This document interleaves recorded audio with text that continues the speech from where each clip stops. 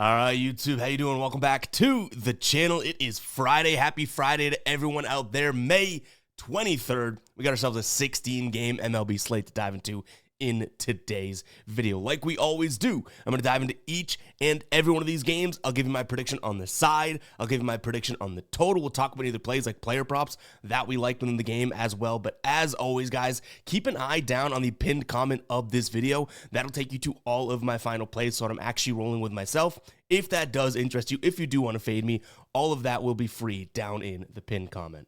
All right, YouTube, how you doing? Welcome back to the channel. I tell you guys I'm a dummy all the time. They don't suck. They've just been sucking. Get them down to -3 for more juice than Jose Canseco in his prime. Tell me you're new without telling me you're new. So don't go jumping down my throat in the comments, right? If you want to fade me, or if you do want to ride me, this still leaves a bad taste in my mouth, right? And remember, more chins, more wins. In terms of yesterday, let's drop the womp womp. That stinks when you have 3 plays, 1 gets voided, and they're all full units, and you drop 2 units on a day when you only had 2 active plays. One more womp womp there. That thing has gotten some use today on the soundboard. Padres money line. We went live on Instagram. By the way, follow me over on Instagram at MLB Picks, EVPICKZ. My socials will be popping up here throughout the show. Going to do a lot more kind of fun content over there and whatnot, like a random live where we sweated out the Padres. Amador does not end up playing, so that pushes. And then the Tigers' first 5 money line. Jack Flaherty looked sharp to start the game, and then I think the weather or something got to him because the Cleveland team just got to him. So, yeah, unfortunately, an 0-2 night. I want to say we were due for kind of a stinker, but I hate thinking that way. You know what I mean? Like, we've been doing really well, and I've been really comfortable where we are with our plays. Yesterday, clearly, only 3 plays, 1 gets pushed. Felt a little uncomfortable. We kind of talked about that on live stream too, right? Didn't feel like I wanted to force anything yesterday, but let's get this thing off the screen. An 0-2 night. The vibes can get brought back to the good side, the light side a little bit here with the ride of the day. Let's pump in some damn crowd noise for John Ranger Suarez to record the win. That cash, as you can see on our ride of the day tracker here. John now has 1 under his belt, and his streak is 1, which technically, since we've started tracking it, a few days ago, this is now tied for the lead in the ride of the day tracker. I know some guys like Fred and Jacob, and some of the best ride of the day streaks we've ever had on the channel are like, the hell, I went like 7 games, 7 days, and this guy has the all-time lead. It's just the post-tracking period now, you know what I mean? If you guys don't know what the ride of the day is, you're like, what the heck is he talking about? It's very simple. Just use that hashtag ride of the day down in the comments. I jump on board with one person's play each and every day. Give you a shout out in the next video, win or loss. You get posted on the tracker, and I post you over on my Twitter/X, which pops up bottom left of your screen throughout the show as well.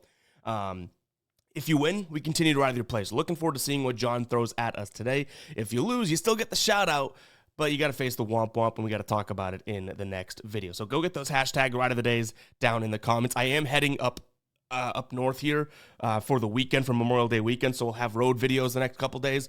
In the ride of the day, I'm going to do my best to get out on Twitter and whatnot, but make sure you guys keep an eye on that tracker. That link will be with the final plays, just to make sure we don't miss anything, right? But all right, I feel like I just ranted and talked about a lot, but it was all important. Let's talk about some more important stuff. Sports. All right, we got Boston taking on Baltimore here. Game 1 of a doubleheader. This one's going to be Brian Bayo versus, I believe, Cade Povich on the bump here. I think that this is, a spot, much like we talked about yesterday. It's like this Red Sox team just seems like they got a little bit more oomph behind them than Baltimore. Baltimore, yes, they get that win against Milwaukee, but this team is in disarray. And now in a doubleheader on the road, after a losing series against Milwaukee, you got swept by Washington in the series before, swept by Minnesota.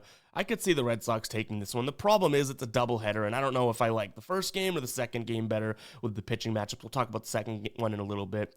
I would say Red Sox at the -130 price tag, or Red Sox team total over. The thing with the over is still going to be really windy. I don't think it's supposed to rain here in Boston today. Still really windy, though, and it's really cold. It's like under 50 degrees, which is kind of a bummer because it was just starting to be nice, and now it's like cold as all hell. I'm still wearing shorts, though. No big deal. What a flex. So give me the Boston as well as their team total over. That's probably all I'd consider in this game because it is a doubleheader. And if you guys haven't been watching for a while or haven't made it clear, not exactly the biggest doubleheader guy because both games kind of impact each other in a weird way. Something that happens in game 1 can certainly impact game 2. But if things start to go in a direction in game 1, they might be thinking, oh, let's cut our losses and save it for game 2. So both games kind of, are outside variables of each other. Pittsburgh taking on Milwaukee, and I don't know if this is a chalky pick that I like, but I like the first 5 under. You have Freddie Peralta on the bump going up against Paul Skeens. Both these guys have really good numbers against the other team. In fact, Skeens, 16 plate appearances against an average against of 0, a 45% strikeout rate, only 16 plate appearances. But Peralta, 114 in terms of plate appearances against. He got a 28% K rate, expected batting average against of 234. So I think both these teams should be good. Using our dashboard here, which you can kind of see, and I'll explain how to get access to this dashboard a little bit later in the video, but GuyBostonSports.com, head to the members area if I forget. That's the short way to do it, right? You're going to see a ton of fastballs. This is literally the worst team in baseball at hitting the fastball. So I think Freddie Peralta should be, decent today. And then you flip it over to the other side of things. Skeens, we know, is filthy. I mean, both these guys are. You have fastball, splitter, slider. Fastball, slider, really good pitches against the squad. The splitter, okay, fine. But most of the lineup, so the Churio is really, and Terang, I guess 2 of the better bats too, are the guys that are like hitting the splitter well. The most of the lineup, projected lineup today, actually struggles against the splitter. So I do think this could be a first 5 spot. Now, it's a little crazy to look at the, under 3.5.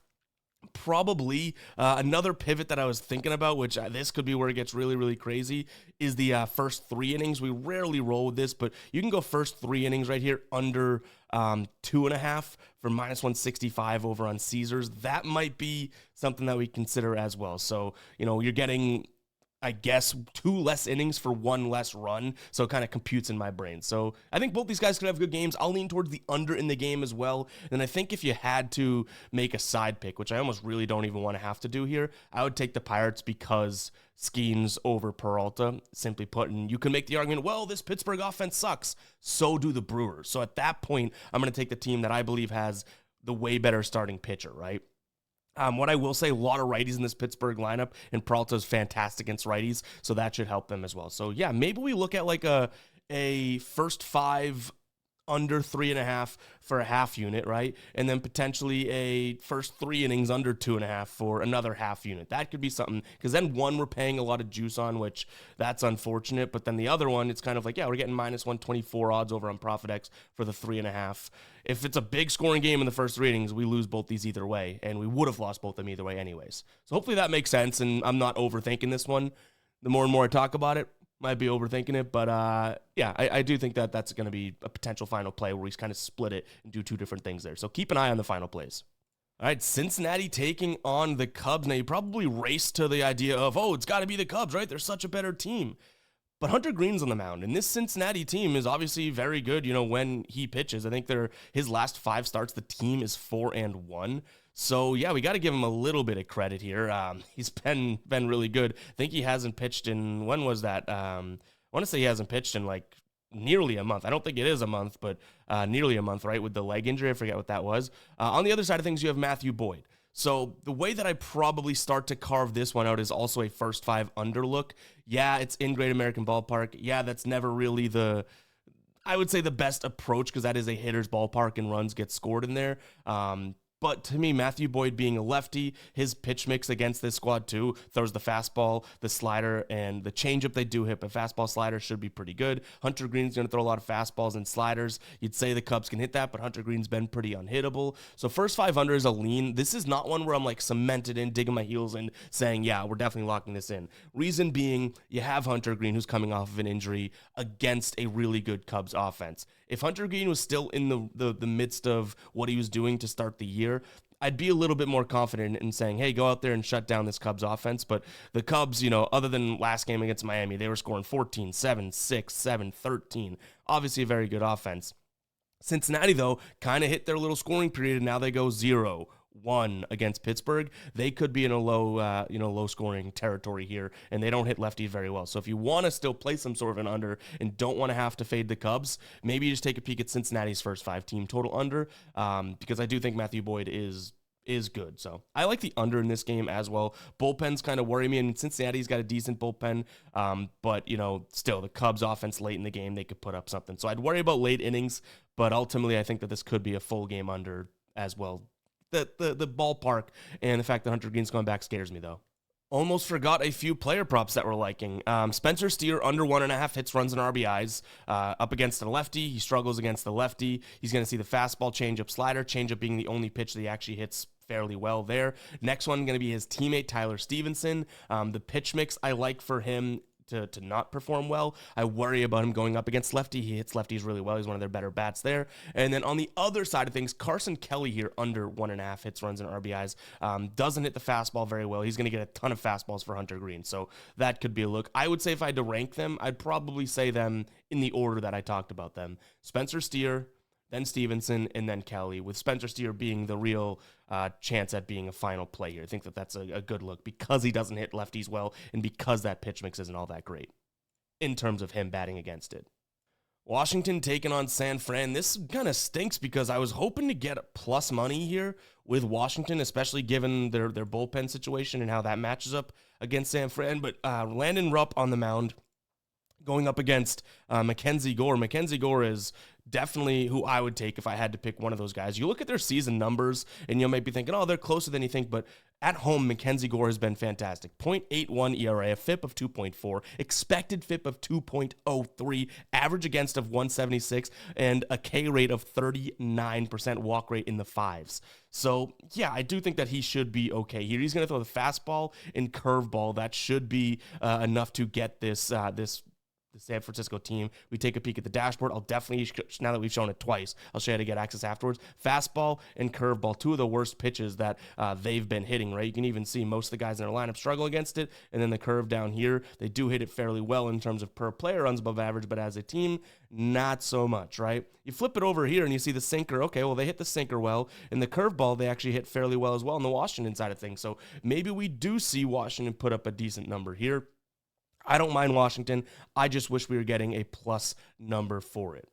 Getting access to that dashboard, super simple. GuyBostonSports.com right here. You see the members area. I'm logged in, so when I go members and then I click MLB dashboard, I will see the dashboard pop up right away. You can open it up, and what I love about this is you can print it out. You can download it. You can export it. I like when I travel to print it out and scribble on it. I don't know. I've told you guys that before, and it's just kind of fun to do on a plane, trying to find things and notice things during the games. But you get each and every game broken out in a visual format. Pitcher data on the left. We have pitcher pitch mix. We also have some team data in terms of win rate, runs per game in the first 5. Going to add some nerfy stuff in here soon too, which will be cool. Then we have batting data right in the middle of your screen, batting data toward the right, and then per player batting data as well. Bullpen bottom left of your screen. There's going to be more. You see this white space, there will be more and more added. But what I love about this is it came from a genuine spot, right? And I've shared this before, whether it's on live streams or when we kind of promote it. I built this so that I could get the information in an optimized format and an efficient format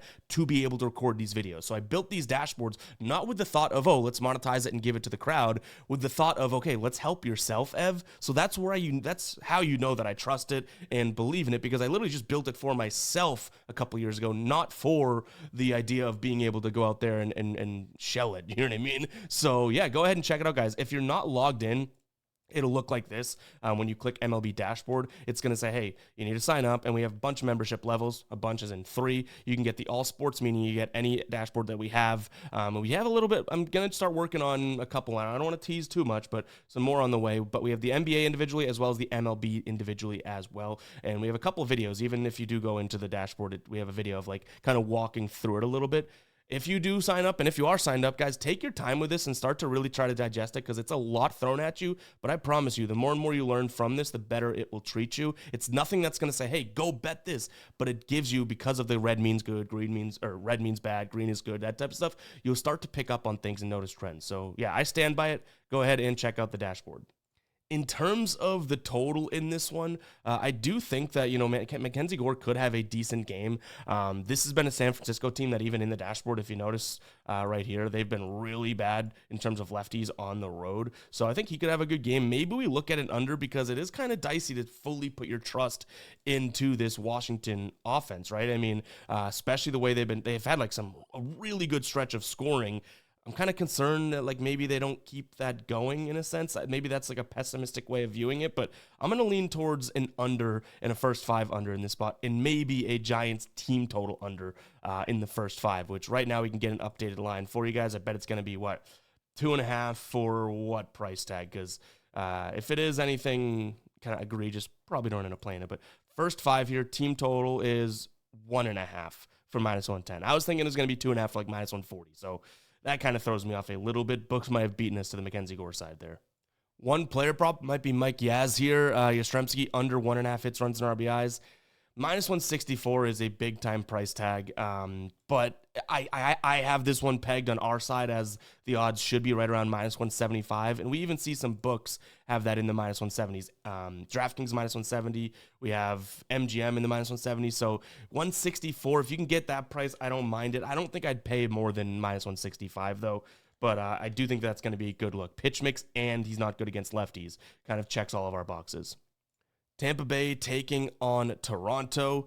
Drew Rasmussen on the mound for Tampa Bay. And then I want to say it was, let's see, we got it right up in front of us here. Was it Lauer for? Yeah, Lauer for Toronto, who really hasn't been, all that tough whatsoever in terms of backing. Been decent. This Tampa Bay offense, I do think, is better than Toronto's offense. But I wouldn't necessarily put the weight of the world on them, right? Now, Rasmussen, I do believe, is the better pitcher, even though I kind of give Lauer credit, but he only has the one actual start under his belt, and other than, that, it's out of the bullpen. So I'd go Tampa Bay in this spot. I think minus 135 you can get right now is still fair. I would say that they have the bullpen edge too. It's a divisional game. It'll probably be close. I wouldn't consider Tampa Bay on the run line, but they definitely have the bullpen advantage, and I would say they should have the offensive advantage in terms of pitcher to, I think Rasmussen, even though Toronto probably is a better offense, I should have put this more clear because I think I might have said that Tampa Bay is a better offense. Rasmussen against Toronto versus Tampa Bay against Lauer, I would say that there's an offensive advantage to the Rays. Not just straight up team-oriented, more so the idea of Rasmussen could be able to kind of mute this Toronto offense. He's going to throw a lot of cutters and fastballs. They don't hit that very well. And the sinker, I do like the spot now. Usually we're targeting guys that throw sliders, but in this case, I think this is just going to be a Tampa Bay play. In terms of where we go from a total perspective, I think this is like a 4-3 game, maybe 5-3 game in favor of Tampa Bay. So I'll lean slightly towards the under. Lauer could get hit up, but again, this Tampa Bay offense isn't like a creme de la creme offense, right? Over the last 3 games here, they're averaging 4.6 per game. On the season, 3.9. At home, 3.9 as well. So yeah, this could easily be a game in which they score 4 runs and win this one. So maybe we kind of cross our fingers for that because that would be an under and Tampa Bay moneyline win. All right, Red Sox taking on Baltimore, game number 2. This is Giolito versus Charlie Morton. Giolito, I'm kind of indifferent on right now. We saw him kind of get shelled in his first start of the season. Not shelled, but his first couple starts, right? Then he had a really good one against Kansas City, and then he gets hit up by Atlanta. So I've been kind of on the train, and I hate to say this as a Red Sox fan, been kind of on the train of I don't really think Giolito is the savior. Even watching him on former teams, it's I don't think when the Red Sox got him, everyone's oh, he's going to, that's people that don't know him. He's good. He's not great, right? But he's going against Charlie Morton, who just stinks out loud. Charlie Morton has hasn't been good, and I want to say, let's see, when let me pull this up real quick. His most recent start, right? When was that? That was, I think it was a week ago. Yeah, 6 Ks, right? 1 earned run against Washington. Before that, 1 earned run against Minnesota. Angels, 0 earned runs.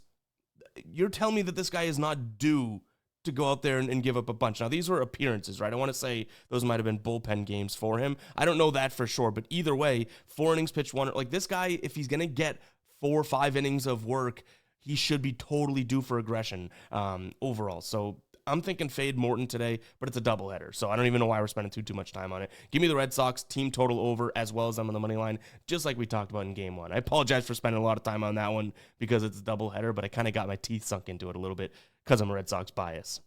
All right, Mets taking on the Dodgers here. Kershaw's on the bump going up against Griffin Canning. This is an interesting matchup because Griffin Canning has been good, right? And especially at home.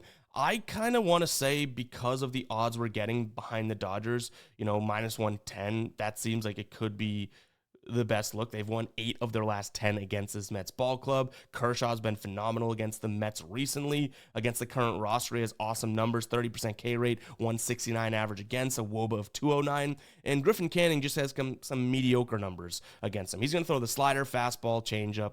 I would just say that, if this is a final play, and honestly, it has a chance of being a final play. I would say the reasoning would most likely be because you don't always get this Dodgers squad at this price tag right now. Do I worry about them being on the road? A little bit. They've only won 52% of their games on the road this year, whereas the Mets have won 77%. But you could say the Mets might be in a little bit of a rut, right? Yeah, they beat the Red Sox, but the Red Sox lost that game. Being a Red Sox fan, I kind of know the ins and outs of it. We had no bullpen, and Cora yanked Carrot Crochet, who had one earned run and just struck out a guy in the top of the sixth. So, yeah, and then they get to the bullpen. No kidding, right? Like, shocker there. So I do think that this is a spot in which, yeah, Kershaw might be able to go out there and play well, and I think the Dodgers can put up a decent number, I would say. So I'm going to lean Dodgers in this one. I want to say if I'm going to keep looking into the weather, if there's a lot of rain, then it kind of takes away the offensive firepower that I hope that we get. But I know there is wind blowing out. I've seen that. So, yeah, Dodgers, probably a money line play for me here. I just hope that it's not too bad of weather, because to be able to get the Dodgers at, minus 110, I think is a fairly good price tag here against the Mets team that you could argue is struggling. We just hope that Kershaw goes out there and pitches well, right? If it's really bad weather, I would say under. Even if the Dodgers put up 5 here and the Mets put up 4, that's a lot of runs for like a sloppy game, and it still pushes this line. So I'm going to lean towards an under, but I think the fact that this total is at 9 tells me the weather will be all right enough that we can probably end up rolling with Dodgers on the money line, I think. So expect that to be a final play, I guess. All right, next game up, Detroit taking on Cleveland. Here we have Jackson Jobe on the mound going up against Slade Ciccone. Ciccone is a guy that, we liked a year ago, or tried to like a year ago, because he had a sweet name. He comes out and, has the one start this year. Didn't look too bad, I guess we can say, right? But not too great. I mean, in earned runs perspective, he looks bad, but he did have a 1 flat whip, a 2.4 FIP with an expected FIP of 1.3, strikeout rate of 40%. And this was all in, what was it? It was like 5 innings of work, right? Against Cincinnati, who was kind of doing okay at the time too. Maybe that was the start of their struggles. So I get kind of lost in the sauce of who's the better pitcher, because we have 2 young pitchers that I think have some decent stuff overall. Which starts to make me want to take a peek at a first 5 under. The problem with taking a peek at a first 5 under is that these are 2 young pitchers that have blown up in the past, right? And we have wind blowing directly out, but I want to say it's really cold in Detroit, so maybe that helps the situation. You do have Jackson Jobe, who can keep this thing on the ground plenty, and I guess from the same standpoint, maybe Slade Ciccone can go out there and do the same. We don't have the same sample size of this season, obviously just 1 start under his belt. But overall, yeah, I think I'm going to take a peek at a first 5 under. I mean, the score in yesterday's game, we lost that first 5. That score through the first 5 was, I want to say, like 3-0, right? So if we can get something similar to that, this isn't 8.5 total, maybe we put our trust in both of these young pitchers. So first 5 under, that'll be a consideration for us. Slade Ciccone, I'm a little worried about, but I think Jobe can have a pretty decent performance here. So you can even get under, I want to say, under 5 right now for minus 122. I think that's a decent look. 3-2 being a potential score that pushes a little bit of a safety net. In terms of where we go from a side, though, I think Detroit has the better pitcher. Probably has the better bullpen advantage, or the better bullpen overall. Let me make sure that these guys, in terms of taxing of the bullpen here, Cleveland, few guys yesterday, and Detroit should be okay. Even though they got a lot of work 2 of the last 3 days, they only pitched 2 arms yesterday because they were getting crushed. So I think Detroit's probably a decent spot overall here on the money line. I don't know if they necessarily get to Jobe or the bullpen overall, Cleveland. So I like Detroit in the money line as well as some form of an under. Atlanta taking on San Diego. Luckily, there's not a lot here that's making me want to roll with the Padres, okay? Because somehow the Padres have me in a chokehold. They're like the Kings. If you guys watch the NBA videos where I just kept rolling with the Kings and they kept losing me, we cashed with the Padres early on in the year, and now it's like, yikes, what are we doing, right? I will say Chris Sale on the mound, Nick Pivetta on the mound. I think that they can probably manage this game pretty well through 5 innings, even though we have a couple decent offenses on our hands. So I'm thinking about a first 5 under look. I know that that's a play that we roll with a ton, but I could see a 2-2 game after 5, and that being like the highest that we do see, right? So I think that that's going to be something that we consider. Pivetta on the year, 67% of his games have gone under 4.5 this season. So That's good, right? And then from the Chris Sale, actually, Nick Pivetta now on the road gets even better. 3 of his 4 starts. I meant to mention that. Chris Sale on the season, 80% of his starts. I want to say it's 8 of 10, but when he's at home, 2 and 3. So still a decent little look, right? So yeah, I'm going to lean first 5 under in this spot. You get 4.5, 2 really good pitchers against 2 offenses that it's not like I'm sitting here and I'm all about either one of these squads. Certainly not the Padres. If I had to pick a side, I would say late innings, San Diego definitely has a little bit of an advantage, but I don't know how much of a jump start they can get out to against Chris Sale. So I'll lean Padres, but I'll tell you right now, I'm not taking it. We don't have a DNB graveyard, which, by the way, this is our NBA one. The Hornets ended the season being the only one on it. We might bring this back. In fact, comment graveyard right now if you made it this far in the video, letting me know that you made it this far first and foremost, and say yes or no if we should bring back the DMB graveyard. I know everyone does like the do not bet list and all that, but I like the headstones. If it's a player, we put their face on that. Should we bring that back to the MLB? We brought the ride of the day over to the MLB. Maybe we bring the DMB graveyard because the Padres would be that close to getting on it. But I'll lean Padres in first 5 under. All right, White Sox taking on Tejas. We got Sean Burke on the mound going up against Tyler Mahle. You guys are going to think I'm crazy. I'm also considering a first 5 under in this spot. Sean Burke, I do think is decent enough, and I don't necessarily have full trust in this Texas lineup. But Tyler Mahle should be able to, I would think, in theory, blank this team as well, right? And we've seen Sean Burke, pitch better. I mean, he had a really bad start against the Cubs, but prior to that, he actually started to look like the Sean Burke that I was trying to brag about at the beginning of the year. I really wanted to be early on him and trust him. Didn't end up getting there, but I know we're throwing a lot of first 5s out at you, but you know what? That's what we've been doing, and kind of not to say we got away from that, but first 5 unders and hits, runs, and RBIs unders was really what we were just absolutely taking to the bank early on in the year, and let's try and keep that alive. Tyler Mahle on the season here, 70%, I think it's 7 of his 10 starts, he's gone under in the first 5. On the road's been a little worrisome, but again, it's against Chicago. He should be okay. Should be in the famous last words. And then Sean Burke on the other side of things, he's hit the under in 56% of his starts.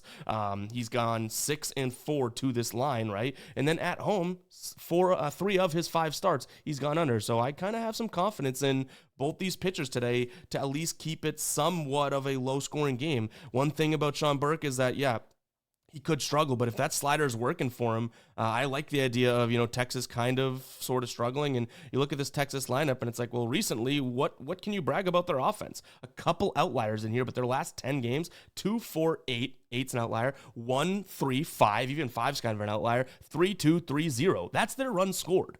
It's like the White Sox have done the exact same thing, so yeah, I think people are going to see White Sox, going to see Sean Burke, and be like, oh, I don't know about this one. But I kind of like the idea of a sneaky first 5 under here. Obviously, if we're taking a side, it has to be Texas. They have the better pitcher, the better bullpen, and the better offense. But first 5 under definitely has a strong chance of being a final play. And then I want to say I had a couple unders for player props in this one. Oh, Adolis Garcia under, fastball, he does hit well, but then you get the slider curve and as the next 2 pitches, and that slider again could be really good for Burke. Adolis Garcia struggles against that. I only like this one because it's a plus money potential spot here. Garcia's only had 1 game in his last 10 where he's gone over this line. So, yeah, maybe this is a nice look, I guess, in a sense, just due to that. Against right-handers on the road, he's hit this a little bit more frequently, though. He's hit it in 8 of his 9 games, which is still a under hit percentage, but he's done it a little bit better. So that situation kind of turns me off of it, but that would be a player prop I consider. All right, Houston taking on Seattle. You kind of thought that there was a chance there that George Kirby looked good, right? 2 innings. I think he blanked him, and then boom, Houston just kind of got to it.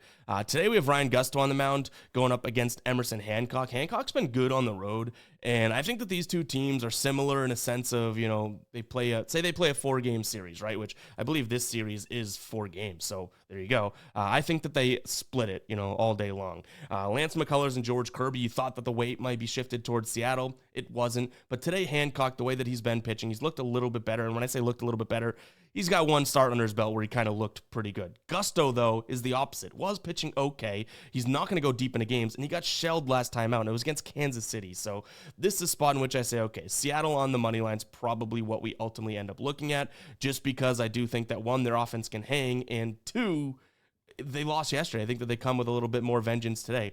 From a bullpen perspective, I mean, I think that could play a key role today. Houston, went 4 guys. King, Ort, Okert, and Dubin went yesterday, whereas Seattle pitched 4 guys as well, but they still got a couple key arms in there. So both bullpens should be good. I think that the late game gets a little bit more tough to score, so I would probably say that this could be a good look for like a first 5 over, but maybe a full game under, because I think the offenses could get to Hancock and to Gusto, but I think the bullpens kind of mean business today. So that's usually kind of the opposite of what we're looking at. Usually when we think about it, we're targeting bad bullpens and that type of thing. But I think today, we could see that. Now, the reason I do like Seattle as well is you're getting plus money. I think that that's got to be worth mentioning, right? Like if this is minus 120 Seattle, I don't think I'm backing Emerson Hancock, but at plus 111, there's a chance that we roll with Seattle on the money line today.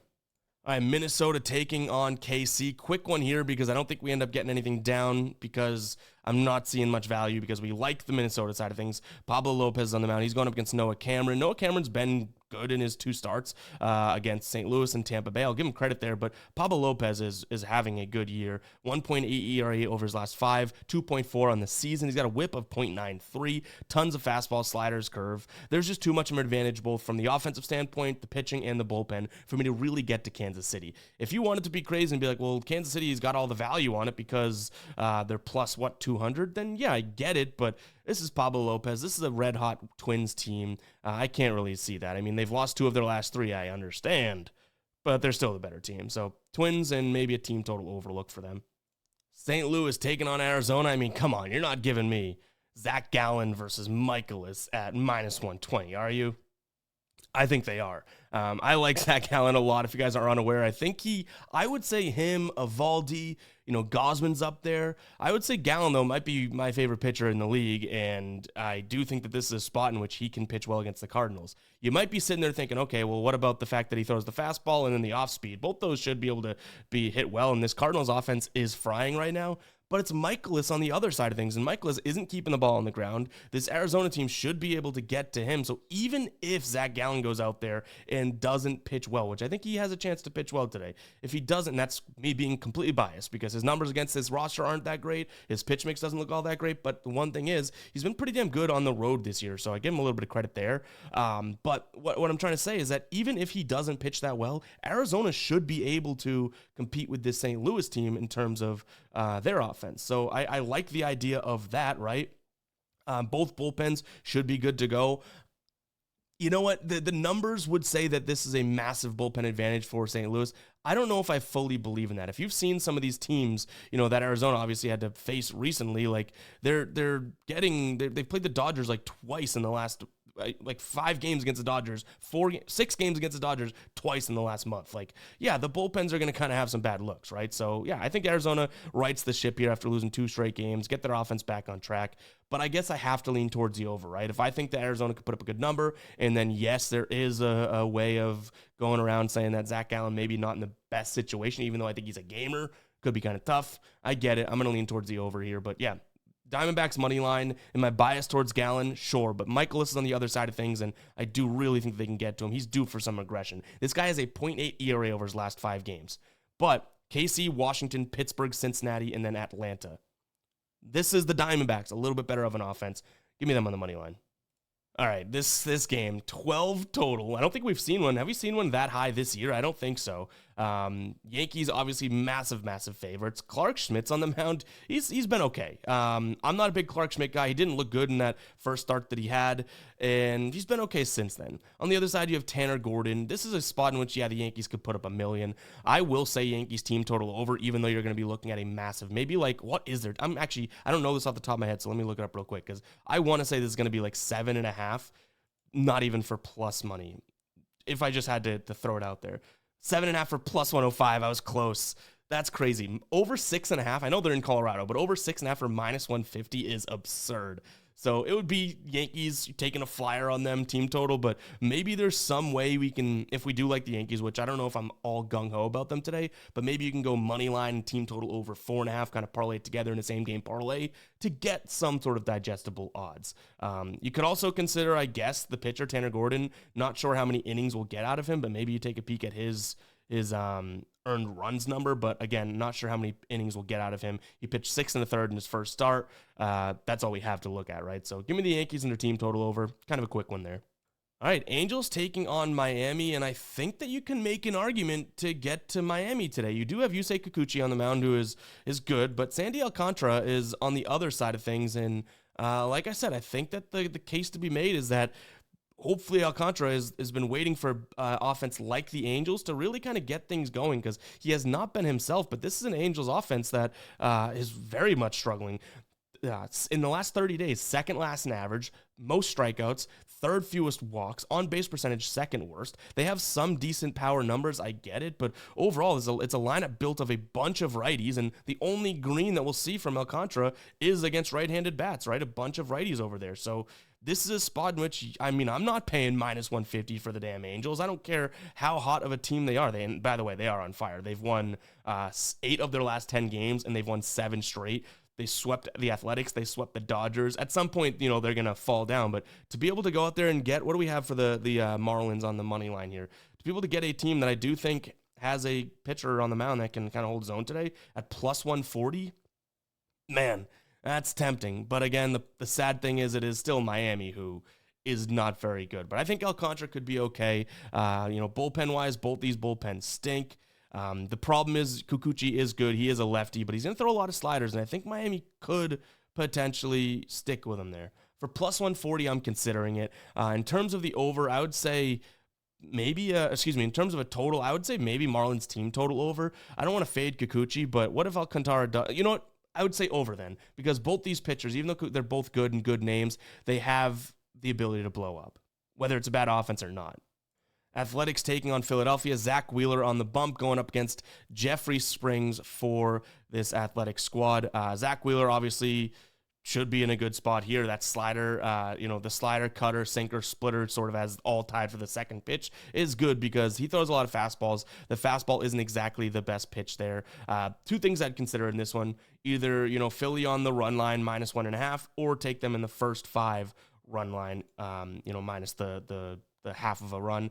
I'd probably say that because I do think that, looking at them and being able to get them at, a price like that is a little bit better than having to win by 2 runs. Like, just be winning in the first 5 innings and we might be chilling. So, yeah, Zach Wheeler, I think that's pretty much the Zach Wheeler versus Jeffrey Springs. Couldn't care less about the offenses here. I do think Philly has the better offense, especially against a lefty, but I'm backing Zach Wheeler at that price. Can't really beat it. In terms of a total, maybe an Athletics team total under. I don't want to say under here because I think the Phillies could get to Springs and the bullpen. So maybe Phillies team total over. Maybe we could also look at an Athletics team total under, right?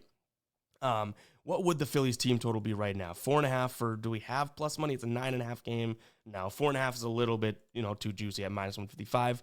But under 4.5 here for the A's for minus 165, that's something to consider, right? Under 4.5. So maybe that's something. Okay, but I do think Philly run line in the first 5 is probably the look. But guys, it's going to wrap it up for today's show. Hopefully you guys did enjoy. If you did, go ahead, hit that like button, hit that subscribe button. Again, next couple videos will be on the road videos. Apologies for that, but got to do what we got to do. We do have a life outside of these videos, even though this is most days my favorite part of the day because I love doing what I do. But we will have road videos and kind of shorter videos for the next couple days. But hopefully we bounce back from a bad day yesterday. Let's do that. We got a lot of plays we like, and I think we'll have a lot of action tonight, which means a lot of risk. But hopefully we've done our due diligence. We'll catch you guys in the next one, right? Peace out.